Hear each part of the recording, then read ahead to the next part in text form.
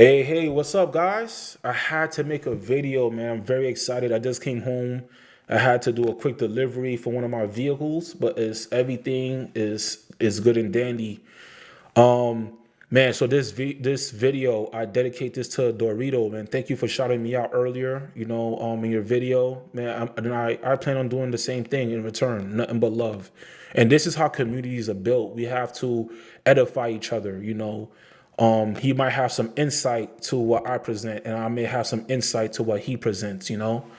So let's go. Let's do this, guys. So for those of you who are into who subscribe to me, if you never heard of Dorito Crypt, go ahead and follow him on his channel. He does good work. He does the spreadsheets, and his spreadsheets is just based on calculations, okay? So go ahead and check it out because you need all the information so you can choose your best investment strategy. We're both taking different approaches to strategy, to defining the best strategies. He's doing it the more technical way, and I'm looking at it from the more philosophical, big picture way in a sense. And we kind of have a good, I would say, great opinions. Some might be opposing, some we might agree in certain fashions, but you take two sides and you piece it together and you come up with your own idea. All right, guys? So go ahead and subscribe to him. So look, here's the thing with his strategies. I don't know all of them. I know he got different names. It's kind of hard to keep up. But here's the thing. While there are different strategies and there's different ways to gauge and make calculations on how a specific strategy could affect somebody, right? There's one thing that needs to be added into the calculations of the metrics, right? You have to calculate how the other strategies affects the TVL, because if the TVL is suffering from the other strategies, the time that it's going to take for people to get an ROI is going to, it's going to stretch out. It might not be on the date calculated if enough people adopt it. Basically, I'm here to say any strategy that does not consist of any contribution back into the system, whether you're doing it weekly, whether you're doing it daily, any of those strategies that does not tell people to put more money into the system is basically going to drain the contract. Secondly, every time a person ROIs, they become a leech to the contract. Do you see the balance? Do you see why it's a strategic game? If we encourage more people to get the ROIs, they're going to become leeches. So that means that we're putting the shelf life on the project when we think this way. So my strategy, he did a good breakdown on how it would affect an individual, right? But I don't look at my strategy as something I'm gonna do alone. I look at my strategy as something I'm promoting to the community, and I encourage more people to do it, because if enough people follow my strategy, the TVL for the entire community is gonna go up. You see what I'm saying? But all I'm doing is I'm pointing out a different angle on how to look at miners, because we have one specific miner that exists right now that allows this to even be possible. And I'll be damned if I let this one fail, right? Because I'm not going to make that excuse. Like I said, if this miner fell, I would never invest in any other miner in the future, because there would be no point. Because we had a good miner and we failed it. The miner is structured in such a great way. So, what else I got, man? I took some notes because I really want this to be things. So, for those of you who follow Dorito, if you've never heard of Shrine Crypto, you never heard of my channel, I highly encourage you, go on my channel. You don't have to subscribe to me, watch one of my videos. I recommend a video that says 10 farmers story time. That video is going to highlight, it's like a simulation of what would happen if there was only 10 investors into this project, right? And I break down 3 different storylines. I highly encourage you to go check that video out. I'm pretty sure you're going to love it. It's going to give you some great insight, okay? Also, the strategy with the contribution every day, I came up with it. So I'm going to name it. It's called the Cashflow Strategy. It's a cash flow strategy. The strategy is not based on ROI. is based on creating a cash flow that could last forever. I'm trying to build a castle in a protocol that can pay out up to 8%, right?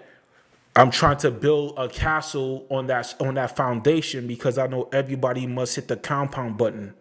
You can't just drain every day.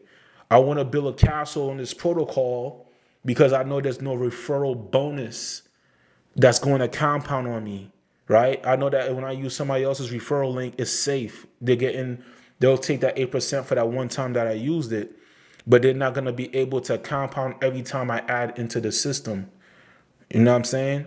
So the project creates the rules that my strategy, the cash flow strategy, is able to work in it. And I invite people to adopt it, give it a shot. Another thing he pointed out, and I love this. This is the part that I like a lot. He broke down how much it's actually going to cost me to fight inflation for an entire year. And I think he broke it down from his calculations that it would take up to $7,000 to fight inflation for an entire year, and how a lot of people don't have the money to fight inflation, right?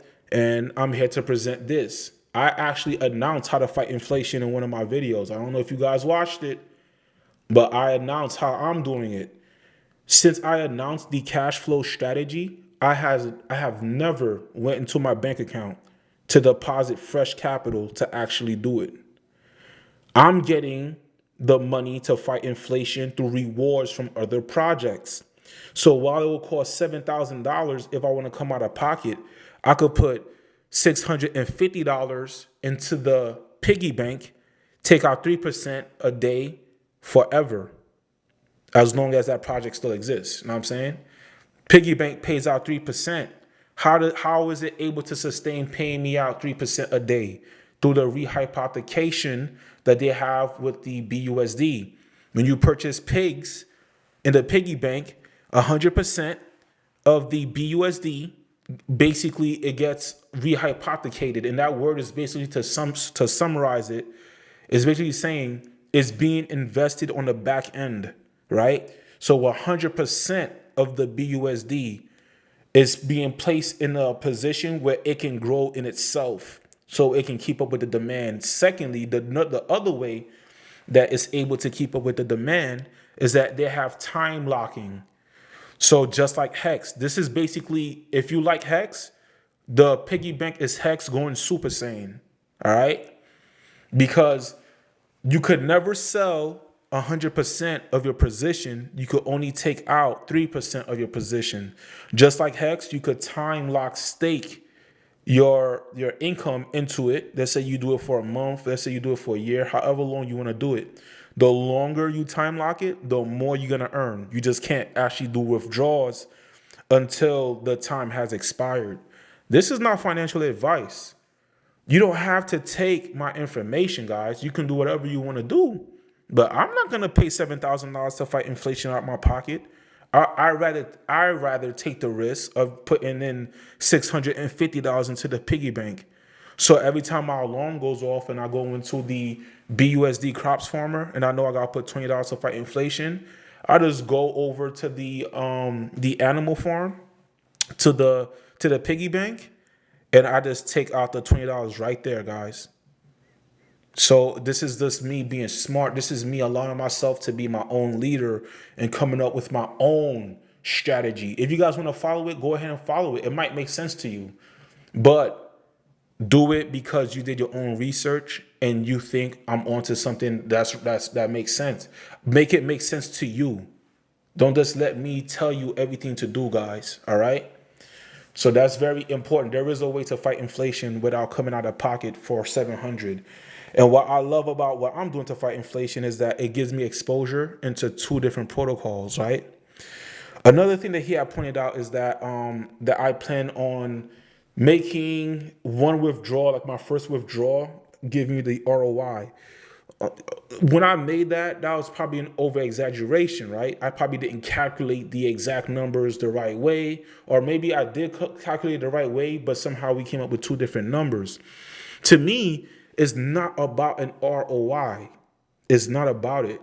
I'm satisfied with a $2,000 withdrawal. If I could withdraw $2,000 from the system every 10 days, I'm fine with that. So therefore, and here's the beauty about it, and here's why I say this is not about an ROI. When I take out $2,000 or whatever amount I decide that I think is safe for me to make a withdrawal, I'm still gonna be continuing to add to the system because I want to prolong that effect. I want to prolong my ability to make a withdrawal. So you got to look at how these strategies affect the community, because if everybody's following a strategy that tells them to this compound until they able to make an ROI, it's going to affect the project in a negative way. But when people use the cash flow strategy, you're going to make the TVL go up. And guess what? That 4% that we're earning is going to go up to 8% now, right? Or potentially. So we just need more people to do it. My strategy is not about being selfish. It's not about me being the one that holds the larger bag of the TVL. I want it to be spread apart. That's why I'm spreading the word, right? I don't want to be the only one. I already know if I'm the last one doing this, that I'm still going to end up victorious doing it. But I want to invite more people to adopt it and think differently about miners. Don't think that of miners as one and done. That's for charts. Don't you guys notice that these miners don't have a chart? Because we're playing a different game. Here's a beauty. They traded a chart. We don't got time to market with the miner. All we got to do is come up with a good philosophy, a good investment strategy. My strategy works, man. I'm sorry, it works. Yes, I came up with it, not because I'm a genius. I came up with it because it was common sense. Don't ask what the country could do for you. Ask what could you do for the country. And that's all. That's basically the foundation of my strategy. I came up with what can I do to make this actually keep paying me out? That's the question I ask myself. So I'm not a genius for it, but I will take credit for coming up with it because I never heard anybody before me came up with the strategy. All right. So that's all I got for you guys, man.